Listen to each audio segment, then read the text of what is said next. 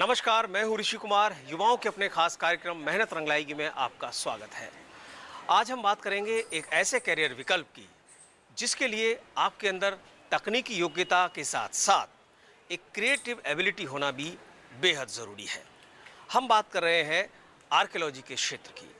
Archaeology का क्षेत्र है क्या, इसमें संभावनाएं क्या क्या हैं और वो कौन सी खास ज़रूरतें हैं जिसके लिए अगर आप आर्कियोलॉजिस्ट बनना चाहते हैं तो वो कैसे पूरी की जाएं, और सबसे बड़ी बात कि एक आर्कियोलॉजिस्ट होता क्या है उसको समझने की कोशिश करते हैं।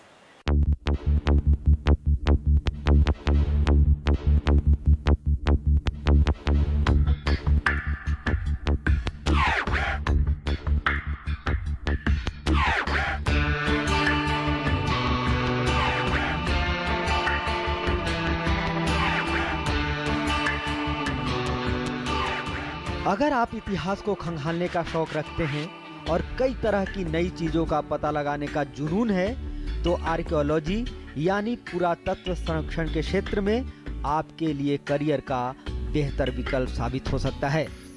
आर्कियोलॉजी में करियर बनाने के लिए उन छात्रों को आगे आना चाहिए जो लुप्त समाज, सभ्यताओं, उनके इतिहास और अवशेषों के बारे में रुचि रखते हैं। बेशक हम आधुनिकता में कितना ही आगे क्यों न बढ़ जाएं, पर इतिहास और उसकी धरोहर को तो हमें ही सहेजना पड़ेगा। कहते हैं ना कि जो अपना इतिहास नहीं जानता वो कभी इतिहास रच भी नहीं सकता। आगे आने वाली पीढ़ी अपने इतिहास को जान सके, इसके लिए इन धरोहरों को जिंदा रखना जरूरी है। नई नई खोजें पुरातत्व के क्षेत्र में हम लोग एक्सप्लोरेशन करते हैं, एक्सकवेशन करते हैं और उससे हर बार हर क्षण और एक नई चीज़ें निकल के आती हैं, इतिहास का नया पन्ना उजागर होता है। और ऐसे ही पूरे देश में भारतीय पुरातत्व सर्वेक्षण काम कर रही है। साथ ही अगर हम बात करें तो इसके अलावा स्टेट आर्कियोलॉजी डिपार्टमेंट भी है जो भी अपने स्टेट में वो पुरातत्व और स्मारकों के संरक्षण के लिए काम करती है।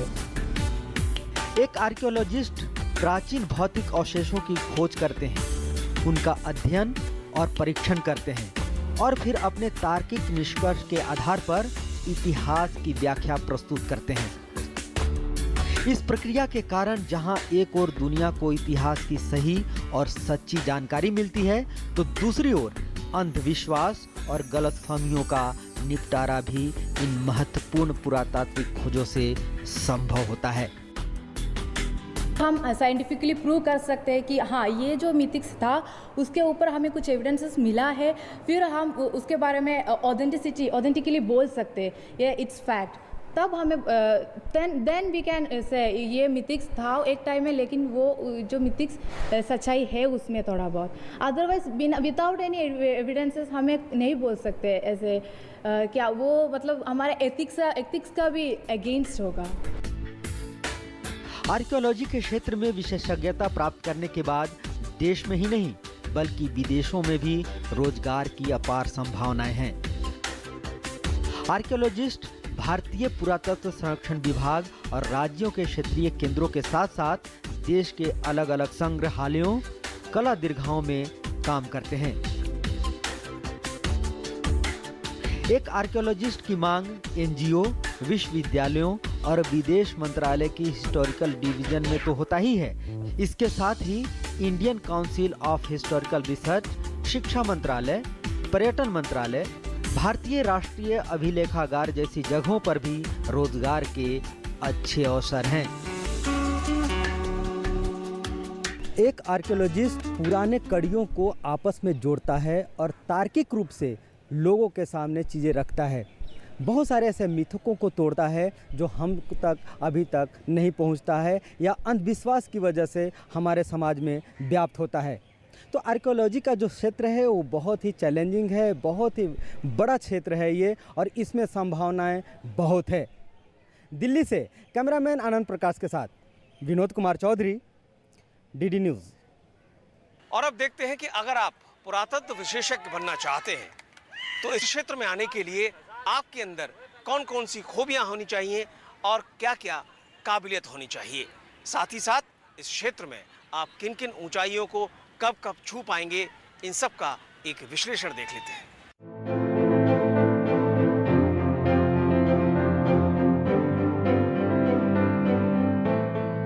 आर्कियोलॉजी दिलचस्प विषय है। इसमें कार्य करने वाले प्रोफेशनल्स के लिए ये क्षेत्र चुनौतियों से भरा है। इन चुनौतियों से निपटने के लिए अच्छी विश्लेषणात्मक क्षमता, तार्किक सोच, कार्य के प्रति समर्पण जैसे महत्वपूर्ण गुण जरूर होने चाहिए। कला की समझ और उसकी पहचान भी आपको औरों से बेहतर बनाने में मदद करेगी।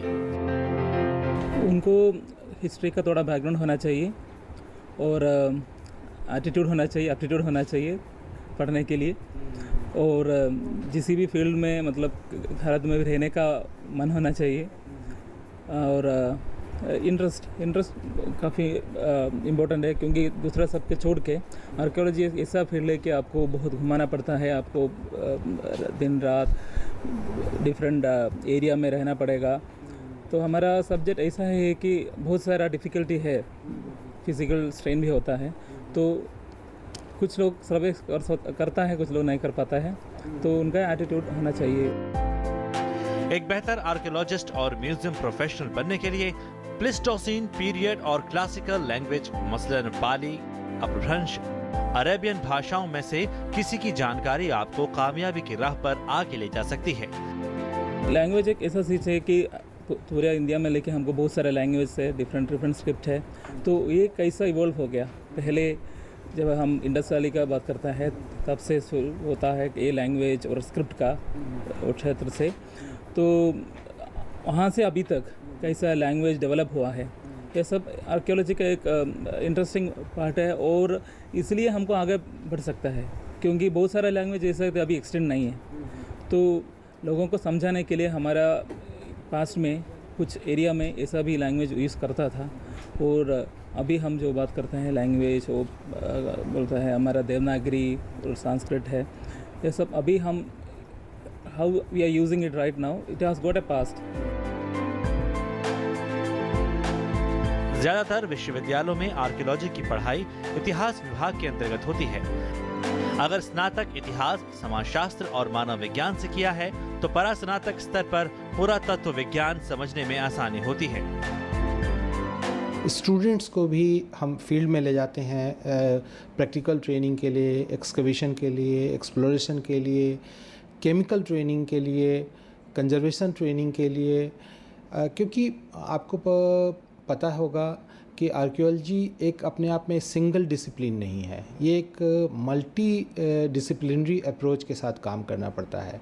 और इसमें जैसे आर्कियोबॉटनी है, आर्कियोजियोलॉजी है, आर्कियोकेमिस्ट्री है, म्यूजियोलॉजी है, एंटिक्विटी का रखरखाव है, एक्सकवेशन की टेक्निक कैसे होती है, एक्सकवेशन हम कैसे करें, उसमें क्या क्या मेथोडोलॉजी हम यूज़ करें। आर्कियोलॉजिस्ट की मांग सरकारी और निजी हर जगह है। इन दिनों कॉर्पोरेट हाउसेज में भी नियुक्ति हो रही है। वे अपने रिकॉर्ड्स के रखरखाव के लिए एक्सपर्ट की नियुक्ति करते हैं। इसी तरह रिसर्च के लिए भी आर्कियोलॉजिस्ट की मांग रहती है। आर्कियोलॉजी सर्वे ऑफ इंडिया में आर्कियोलॉजिस्ट पदों के लिए संघ लोक सेवा आयोग हर वर्ष परीक्षा आयोजित करता है। इंडिया में बहुत सारा ऑप्शंस है, ग्रोथ बिल्कुल हो सकता है, लेकिन उसके लिए हमको थोड़ा बैकग्राउंड होना चाहिए, काम करना पड़ेगा। कल्चरल स्टडीज़ में टूरिज़्म एक ऑप्शन है। इकोनॉमिकली वे में देखें तो यूनिवर्सिटी में टीचिंग फील्ड में आर्कियोलॉजी का बहुत सारा स्कोप है। हमको बहुत सारा म्यूज़ियम से अलग अलग तरीका डिफरेंट तरह के म्यूज़ियम से वहाँ आर्कियोलॉजी का यूज़ होता है। आर्कियोलॉजी करियर के क्षेत्र में अगर हम आय की बात करें तो इसकी शुरुआत लगभग 25,000 से होती है। उसके बाद पदोन्नति के आधार पर उसमें बढ़ोतरी होती है। अध्यापन से जुड़े क्षेत्रों में तो इसकी शुरुआत 30 से 40,000 रुपए होती है। गवर्नमेंट सेक्टर में तो आपको सैलरी अच्छा है, इसमें आर्कियोलॉजी का ऐसा कुछ कमी नहीं है सब मतलब सैलरी को लेकर। प्राइवेट फील्ड में कंपैरेटिवली इतना नहीं है। अदर सब्जेक्ट्स हो, अदर काम प्राइवेट एनजीओस है, आर्कियोलॉजी को एनजीओस है, हमको इंस्टीट्यूशंस है, प्राइवेट इंस्टीट्यूशंस है। समय समय पर पुरातात्विक दस्तावेज और वस्तुएं खोजी जाती रही हैं, जो हमें सही सही लेखा जोखा सामने लाने की दिशा में महत्वपूर्ण भूमिका निभाती हैं और हमें और अधिक न सिर्फ वैज्ञानिक ज्ञान देती हैं, बल्कि आर्कियोलॉजिकल साइंस हमें ऐतिहासिक अंधविश्वासों और पूर्वाग्रहों से निजात दिलाकर वास्तविक दृष्टिकोण प्रदान करती है।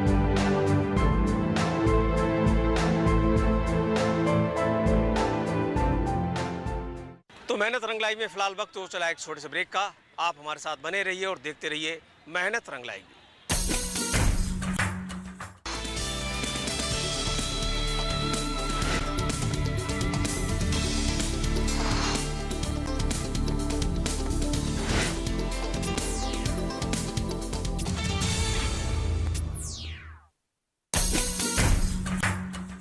और जैसे कि हम जानते हैं कि भारतीय पुरातत्व संरक्षण विभाग की इस क्षेत्र में अहम भूमिका है और इस विभाग के निदेशक क्या सोचते हैं, उनके हिसाब से आने वाले वक्त में इस क्षेत्र में क्या क्या संभावनाएं हैं, इस पर विस्तृत बात की हमारे संवाददाता विनोद कुमार चौधरी ने। भारतीय पुरातत्व में क्या कुछ संभावनाएं हैं, क्या कुछ काम हो रहा है और क्या कुछ होना चाहिए, इस पर बातचीत करने के लिए हमारे साथ मौजूद हैं भारतीय पुरातत्व संरक्षण के निदेशक संजय कुमार मंजुल जी। आइए उनसे बातचीत करते हैं। मंजुल जी, देश में अभी अगर पुरातत्व की बात करें तो क्या कुछ काम चल रहा है? अगर पूरे देश, आप सब जानते हैं कि हमारा देश विविधता से भरा है। पूरा देश अपार संभावनाएं हैं पुरातत्व के क्षेत्र में और अभी भारतीय पुरातत्व सर्वेक्षण के अंतर्गत जो मॉन्यूमेंट्स हैं वो 4000 के आसपास मॉन्यूमेंट संरक्षित किए गए हैं। साथ ही स्टेट आर्कियोलॉजी डिपार्टमेंट में भी इतने ही मॉन्यूमेंट। तो लेकिन जो संभावनाएं हैं वो तो असीम हैं। बहुत सारे ऐसे मॉन्यूमेंट्स हैं जो अभी तक संरक्षण में नहीं आए हैं। बहुत पुरातात्विक स्थल हैं जो अभी प्रकाश में नहीं आए हैं।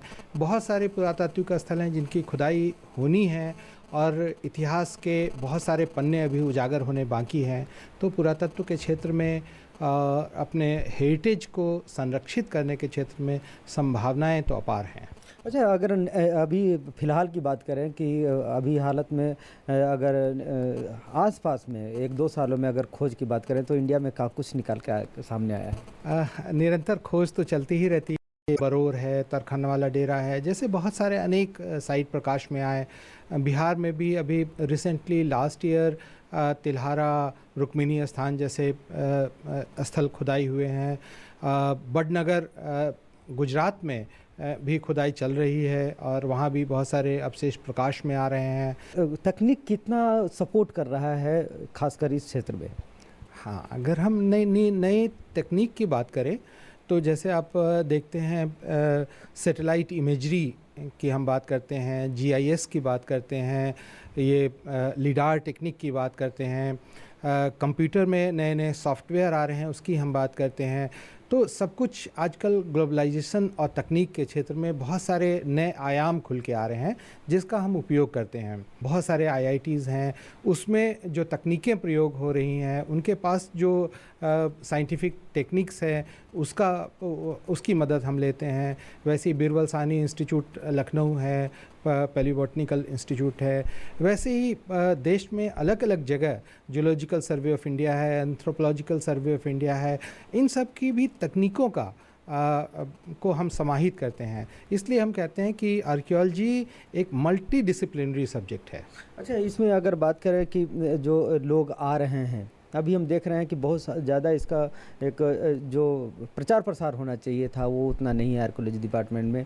तो जो बच्चे आपके पास आ रहे हैं, चाहे जिससे आप काम ले पा रहे हैं, क्या गैप है? जितना लोग आना चाहिए उतना नहीं आ पा रहे हैं, या क्वालिटी के वो जो लोग हैं वो नहीं आ रहे हैं? ऐसा कुछ गैप कितना है इसमें?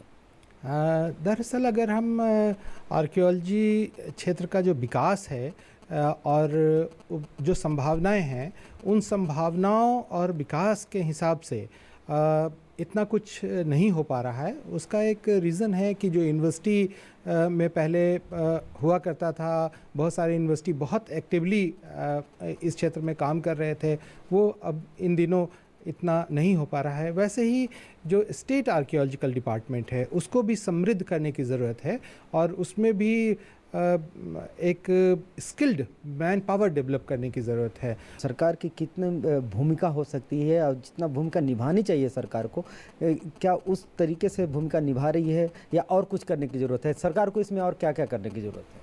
देखिए, नई नई पहल हो रही है सरकार और डिपार्टमेंट को समृद्ध करने के लिए। जैसे HRD पॉलिसी अभी रिसेंटली लागू हुआ और हम लोग स्किल डेवलपमेंट के लिए जो हमारे यहाँ जो एम्प्लॉइज़ हैं, जो हमारे यहाँ ऑफिसर्स हैं, जो आर्कियोलॉजी के क्षेत्र में काम कर रहे हैं, उसके स्किल डेवलपमेंट के लिए वो क्या कुछ कर सकते हैं और नई तकनीक से उनको लैस करने के लिए भी हम लोग कार्यक्रम चला रहे हैं। और निश्चित रूप से जो इंफ्रास्ट्रक्चर है हमारे पास, उस इंफ्रास्ट्रक्चर में हम लोग बेहतर से बेहतर काम करने की कोशिश कर रहे हैं। हाँ, ज़रूर ये बात सत्य है कि और संभावनाएं हैं और इस संभावनाओं को और बेहतर बनाने की ज़रूरत है। जो अवेयरनेस है पूरे हिंदुस्तान में अपने हेरिटेज को लेके, आर्कियोलॉजी को लेके और इस डिसिप्लिन को लेके, वो इतना ज़्यादा नहीं है।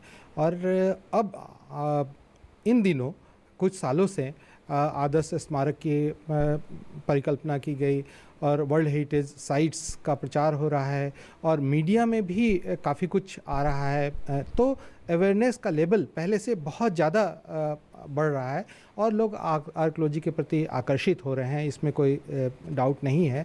ये थे संजय जी जो बता रहे थे कि जो हमारा प्राचीन से और वर्तमान से जो कड़ियाँ जोड़ना होता है वो कितना इम्पोर्टेंस रखता है और आने वाले पीढ़ी को उसके बारे में बताना कितना चैलेंजिंग है। तो इसमें संभावनाएं काफ़ी है, ज़रूरत है सरकार को भी और हम सब को भी इसमें मिल करके काम करने की। दिल्ली से कैमरामैन आनंद प्रकाश के साथ विनोद कुमार चौधरी, DD न्यूज़। और अब देखते हैं कि इस क्षेत्र के बारे में युवा क्या सोचते हैं। आर्कियोलॉजी एक सब्जेक्ट है जो हमको जो हिस्ट्री पता नहीं है, अगर हिस्ट्री होगा तो हमको लिटरेरी एविडेंस से मिल जाता है, लेकिन आर्कियोलॉजी ऐसा सब्जेक्ट है जिसका लिटरेरी एविडेंसेस नहीं है उसका भी पता करते हैं, जैसे कि मटेरियल एविडेंसेस की वजह। महिला और पुरुष और महिलाओं के लिए अलग अलग कोई स्कोप है तो ऐसा नहीं है, स्कोप सबके लिए एक ही है। बात यह है कि हम लोग का अप्रोच डिफरेंट है और हैंडफुल मतलब इतने प्रोपोर्शन में नहीं है females, but slowly steadily increase हो रहा है, चेंज हो रहा है और अपॉर्चुनिटीज़ सबके लिए सेम है। करने के लिए काफ़ी कुछ है, बहुत सारी ऐसी चीज़ें हैं जो अभी छुपी हुई हैं, उनको बाहर निकालना है। कई सारे कल्चर्स हैं जिनका हमें पता लगाना है क्या था क्या नहीं था, अभी जो हम प्रेजेंट में है उसका बेस क्या था, वही बहुत सारी चीज़ छुपी हुई हैं जिनको आगे काम करते करते अपॉर्चुनिटी मिलते मिलते हम लोग काफ़ी चीज़ें। पूरे इंडिया का जो कल्चर्स है, हमें जो एक कंक्लूजन होते हैं उसके डिपेंड करते हैं, उसके डिपेंड करके हम उसके कोरिलेट करते हैं। जैसे अगर एक्सकवेशन में मैं एक चीज़ खुदाई करके निकाल दिया तो फिर मुझे वो पूरा साइट को मुझे कोरिलेट करना पड़ता है। वो पूरा साइट मैं ऐसे कोरिलेट करके मुझे क्या क्या वहाँ पे मिला, वो कैसे कैसे कनेक्टेड है, वो मेरा वो जो व्यू ऑफ पॉइंट में भी डिपेंड करेगा उसमें मैं कोरिलेट करने से। और अब एक नज़र डाल लेते हैं उन संस्थानों पर जिनसे जुड़कर आप इस क्षेत्र में प्रवेश कर सकते हैं।